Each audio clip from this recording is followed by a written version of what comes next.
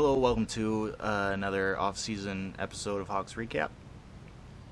A lot of things have happened. The expansion draft, the entry draft, trades.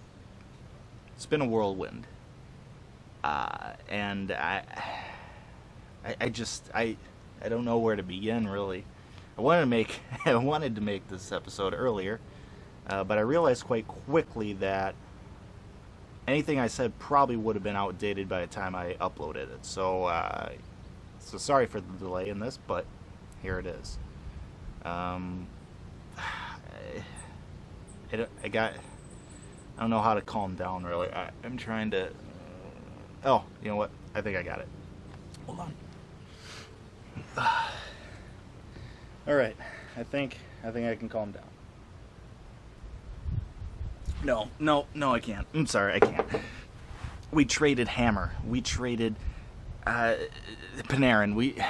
Hossa's not going to be playing next year. What is happening to this team? So Vegas takes TVR, and which is what we thought was going to happen. We didn't know if they were going to get both TVR and Kruger or just one of them, but we knew one of them was gonna be gone, so it's not really surprising. Kruger is with the team, at least for now. We still are over the cap, even with the moves that I will be going into here shortly.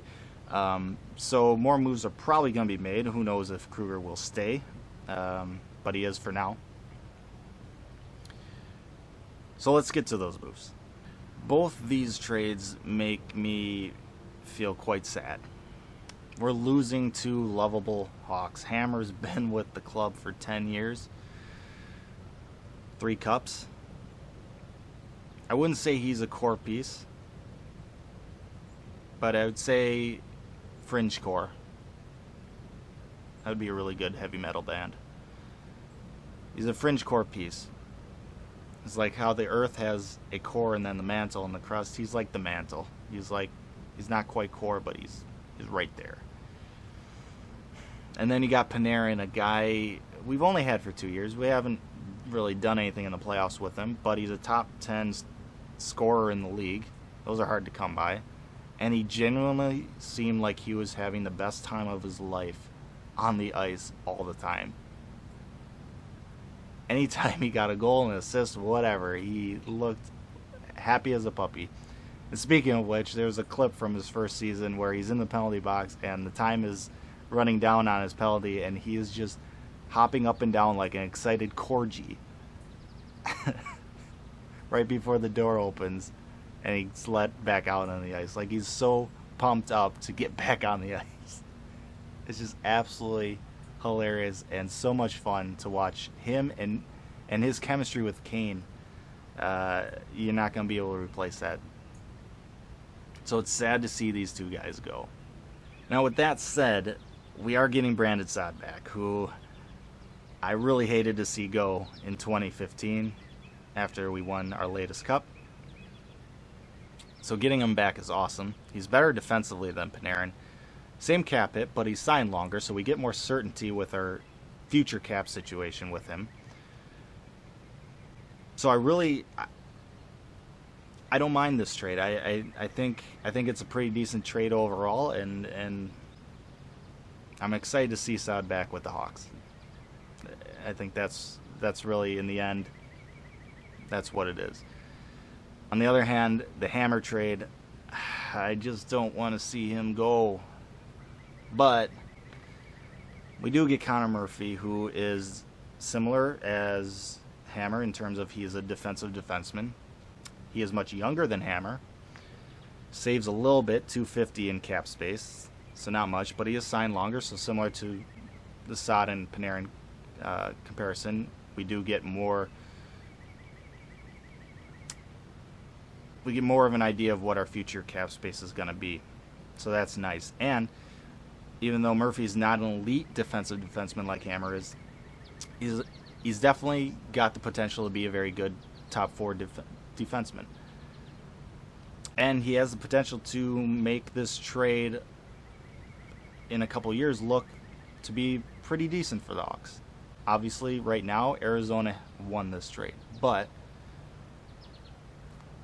you never know. You never know, a couple years from now, it might be a great move. Who knows? It's tough to tell without seeing these new guys take the ice and really then being able to judge. Same with the entry draft. You can look at guys who were drafted number 1 overall, 251st overall. You don't really know until you see these guys take the ice at the NHL level to see if they will pan out. So, we'll see, I guess. I do realize with these moves that I don't think I could ever be an actual GM. I can be an armchair GM quite fine. But in terms of dealing with actual humans and actual human interactions, in terms of knowing the person, knowing their family, being around them all the time, I don't know if I could make these trades. I have a hard time making these trades in the NHL video games. I see a name like Panarin, I'm like, I don't want to trade him. Hammer, I'm not trading him. Are you kidding me? So to be able to do it in real life, I don't think I could do that. So it gives me a lot of respect for the people who have to make these decisions. They're not easy decisions. They may seem like it when we're sitting in a chair on our, deck, but it's not that easy. It really isn't. So we'll see. I still like I always say, I trust Stan. And it's not like these moves make the Hawks a rebuilding team. We were number 1 in the Western Conference last year. I don't think these moves really take us out of the playoffs. Maybe 3rd place in the Central, maybe wild card, but I don't think they take us out. I think we'll be fine. I think we'll be right there again, and as we know, just make the playoffs and you can see, anything can happen. So we're still over the cap. Plenty of off season to go. But until we actually know what the situation is with Hossa in terms of if we can put him on long-term IR or if they're going to deem him retired and so we have to take a cap penalty for it, until that situation resolves itself, I don't see the Hawks really making any more major moves until then. So go ahead and relax a little bit. Take it in a little bit. Take in the summer, the warm weather. Take a deep breath. Stay safe. Make good decisions. Comment below on your thoughts. Like, subscribe if you want. And I'll see you next time.